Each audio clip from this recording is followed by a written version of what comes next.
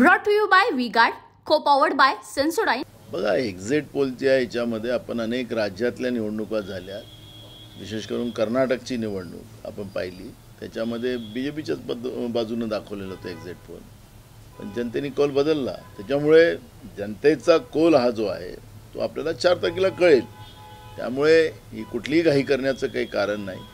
महाराष्ट्रामध्ये आजही आमचा दावा आहे की महाविकास आघाडी जे उमेदवार आहेत 35 ते 40च्या घरापर्यंत निवडून येतील. आजही आमचा दावा आहे, कारण की ग्रास रूटवर आम्ही पाहिलेला आहे, लोकांचा कौल बघितलेला आहे. त्यामुळे महाराष्ट्रामधलं हा जो कौल आहे हा पूर्ण देशामध्ये सुद्धा हीच परिस्थिती राहील असा आमचा विश्वास आहे.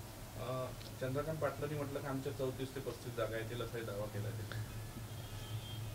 ज्यांच्या सभा होत नव्हत्या, ज्यांच्या उमेदवारांना लोक गावातून हाकलून लावत होते, अशी जी परिस्थिती होती, त्या परिस्थितीला ते दावा करत असतील तर काय, सगळ्या लोकशाहीमध्ये सगळ्यांना दावा करायचा अधिकार आहे.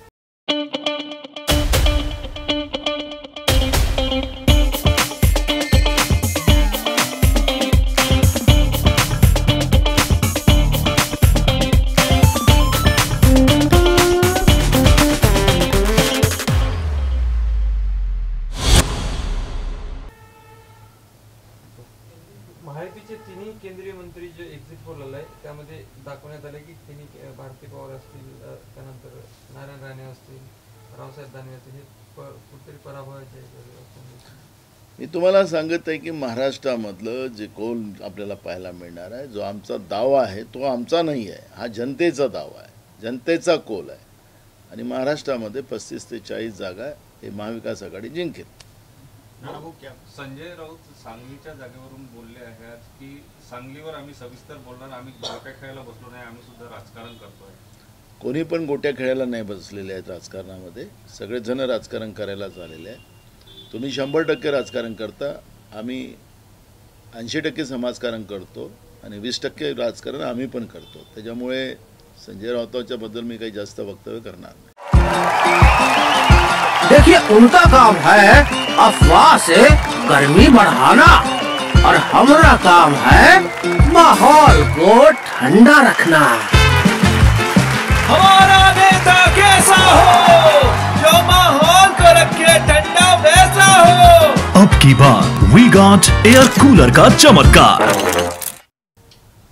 आजच्या रोखोकमध्ये संजय राऊतांनी लिहिताना असं लिहिलेलं आहे की गेली 70 वर्ष भारताने लोकशाहीचा कचरा केला.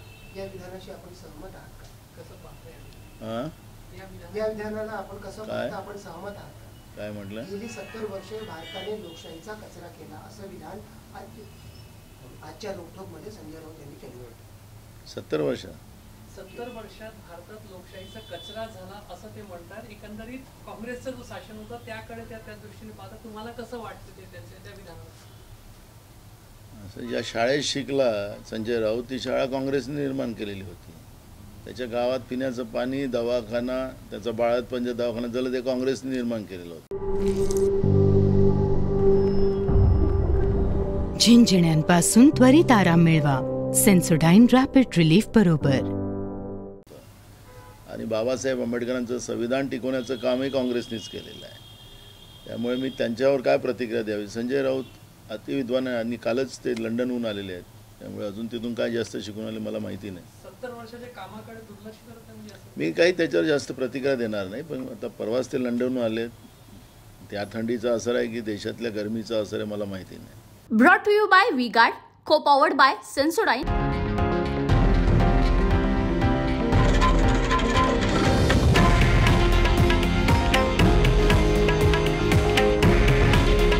हे आहे देशातील नंबर 1 न्यूज नेटवर्क आणि आपण पाहत आहात TV9 मराठी.